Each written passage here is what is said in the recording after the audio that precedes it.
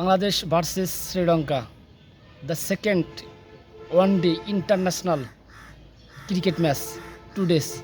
আজকের এই ম্যাচটি চট্টগ্রামের জহুর আহমেদ স্টেডিয়ামে দুই দলের মোকাবিলা করবে, যেখানে এর আগে বাংলাদেশ কিন্তু 1-0 এগিয়ে আছে এবং সেই ম্যাচে বাংলাদেশের কর্ণধার, বাংলাদেশের ক্যাপ্টেন, টাইগারের ক্যাপ্টেন নাজমুল হাসান শান্ত কিন্তু অসাধারণ ব্যাট করছে এবং তার নৈপুণ্যে বাংলাদেশ কিন্তু সহজে জয়লাভ করে।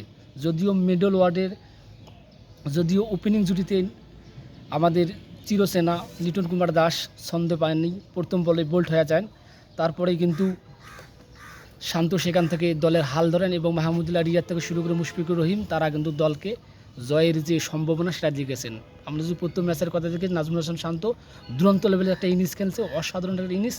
তার এই ইনিংসের আলাদাভাবে মূল্যায়ন করতে হয়। সেই সাথে মাহমুদুল্লাহ রিয়াদ বুড়ো মানুষ, যেভাবে তিনি ম্যাচটাকে আগলে রাখছিলেন, সাথে সঙ্গ দিয়েছিলেন শেষে মুশফিকুর রহিম, ঠিক সেই একটা ইনিংস চাই আমরা আজকেও আমরা চাই এই নাগিনদেরকে হারিয়ে তাদের সামনে আমরা 2-0 ম্যাচ জিতে আমাদের যে সিরিজ জয়ের সম্ভাবনা আছে সেটা বাড়িয়ে দিতে।